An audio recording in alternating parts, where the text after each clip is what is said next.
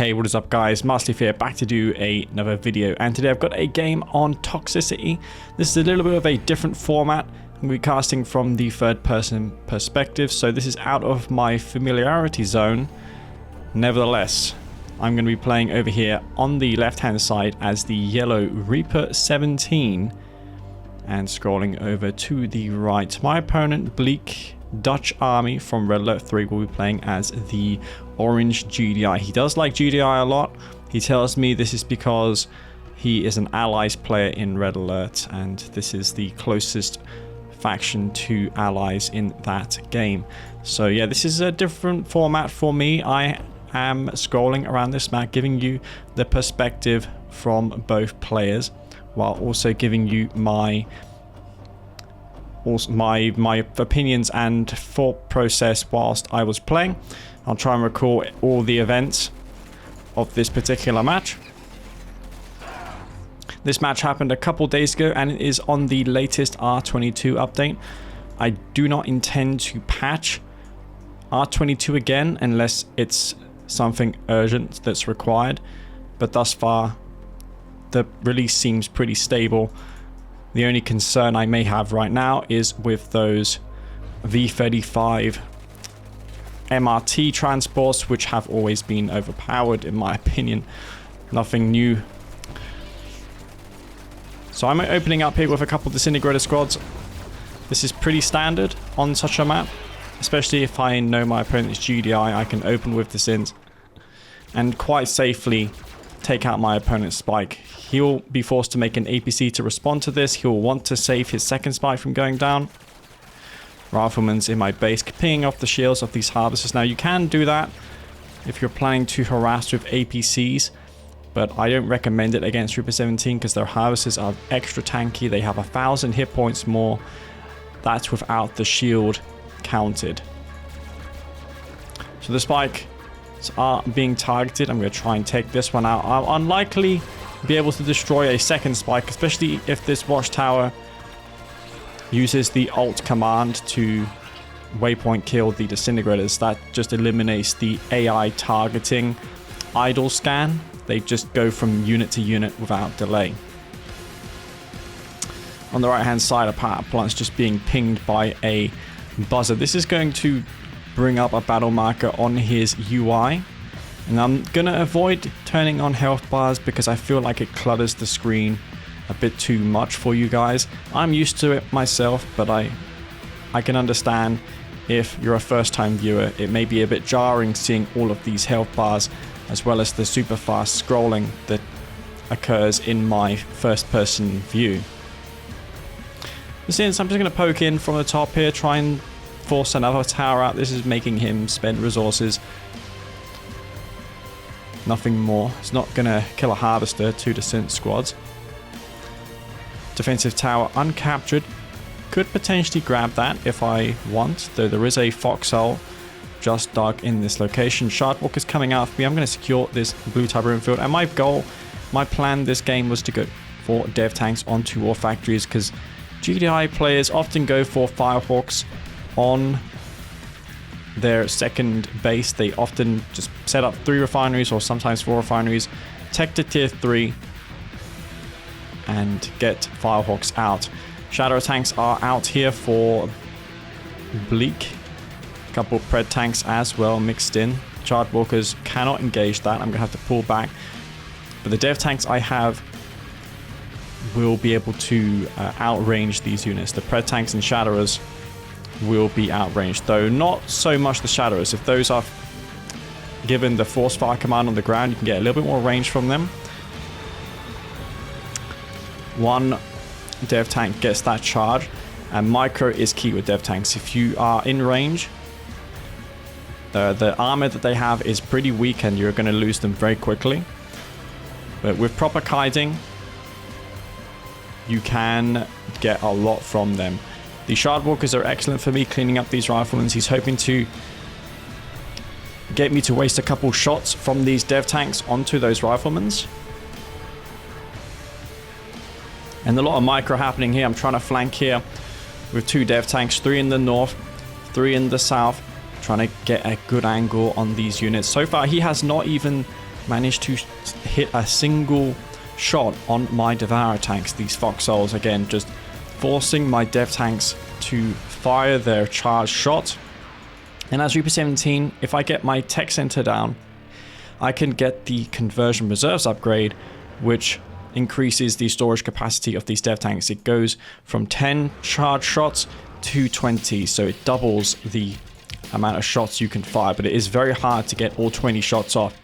Bleak, meanwhile, is going for an airfield.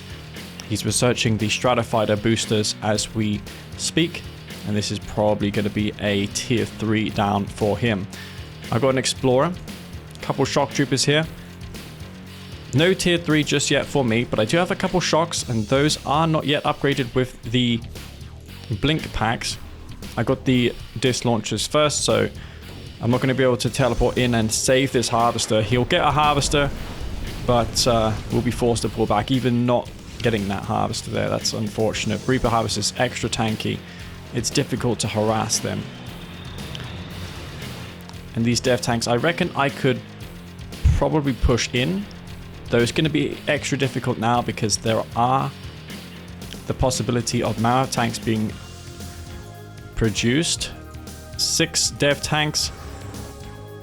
And I do just get down my technology assembler researching something that's too quick to be anything but the conversion reserves. You can see that is a $1,000 upgrade. Only takes 30 seconds to research. The Shardwalker moves in for recon. I want to see those units in advance so I can kite them if I can. And now we see visualized on these dev tanks that upgrade. Those are going to be extra lethal in the fights ahead. But I want to engage soon because there is a possibility of railguns being upgraded. He isn't doing that, but he does have firehawks out now with the Stratofighter boosters ready to go. I'm researching shields and looking to go into tripods. I have set up a refinery on my third. He has just set up an expansion himself by moving his MCV. I opted for an outpost cell, and just like that, I lose my tier 3 to those hawks. He could get the hardpoints upgrade if he chooses. He's running dry out of tib on this field. For some reason, I have got a lot of tib left on my field to harvest. Maybe I've done a worse job than him at harvester management, but I've transferred several of them to this field. 2 harvesters there, and this army is just forced to be back. I'm trying to meticulously engage this force without losing anything. Some shock troopers over here. I'm going to take this defensive tower. I might get a shot on a pitbull. Pitbull's bypassing my army. The firehawks come in once again. I have yet to answer those, but with the shock troopers on the map, I should have an ample response to those. And these dev tanks just have not been able to do the damage I would have liked. And these firehawks yet are unanswered. He's got one refinery down, looking to get another one, and the harvester fix is massive. Look how many harvesters he has on that one refinery. And nowadays in 2024, harvester bugs are almost extinct. You will not get any bugs happening. Pitbull's moving into this base, but they're going to find resistance. A couple shocks and disintegrators there.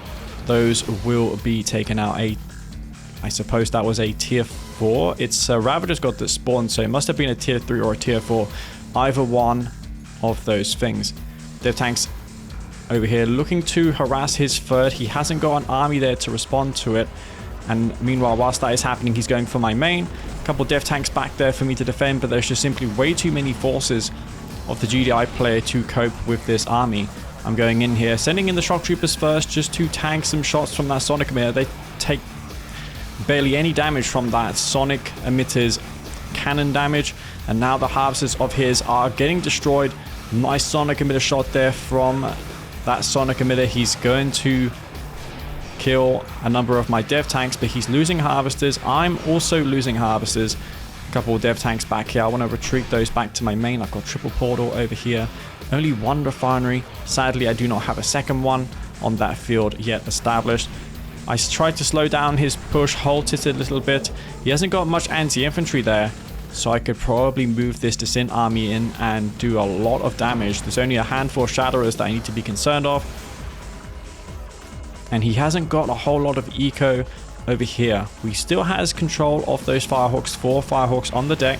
And my drone platform will be going down. Maybe it's a mistake of mine placing this reactor at my main. But yeah, the Descent army is pretty huge. There's a couple shock troopers mixed in as well. I should be able to take out this army with just 2 APCs and a rifleman squad.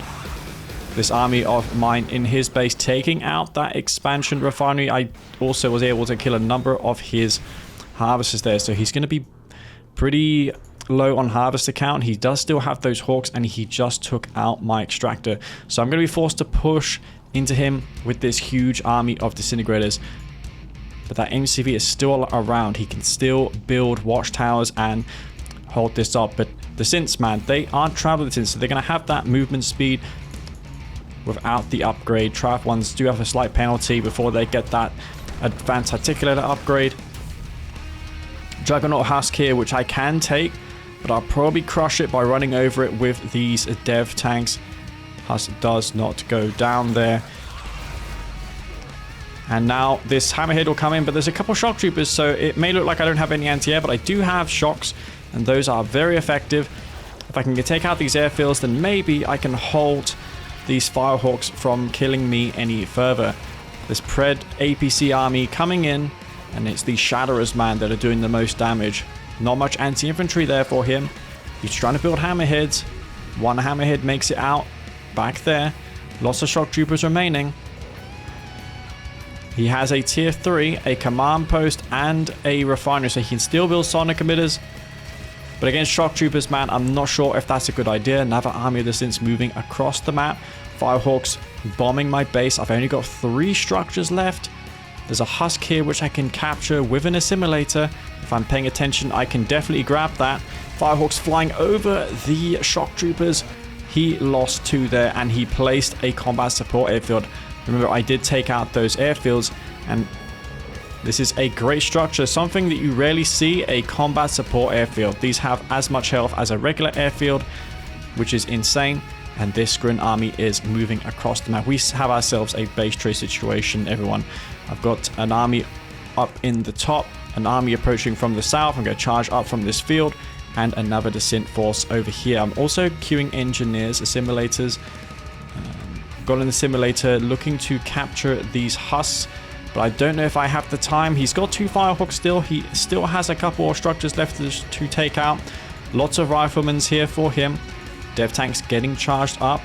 These shock troopers, I need to push in now because he's queuing lots of riflemen's, and I have a limited window of opportunity to strike before his army grows too strong. He is queuing them, trying to. Sold his tech center off. He's trying his hardest to get more units out. He doesn't want to sell more of his base off. He has got no funds left. I could take out this TIF spike and deny him income there. But yeah, he basically has nothing besides what we see here. I really should have grabbed this Juggernaut. Assimilator comes over here. I was hoping to grab the Husk that was closer to me. Sadly, was not the case, and I only have 2 structures left. I'm looking to destroy this combat support airfield. He's going to force me to engage. But I still have my tier 2, my nerve center, so I can still use the buzzer swarm support power. I'm looking to swarm some of these riflemen and kill this Shatterer. I should teleport some of these shock troopers on top of the Shatterer and take it out, because that's really the only thing he has there that can really threaten my infantry. A ton of infantry falling there. Some dev tanks getting so much work done on these Pred tanks. And they have so many charges left. Those 2 are vet. 2 more back there as well. Hammerhead back there, which will get destroyed. Remember, he has no airfield, so he can't build any more of those Firehawks. Shock Trooper gets teleported back.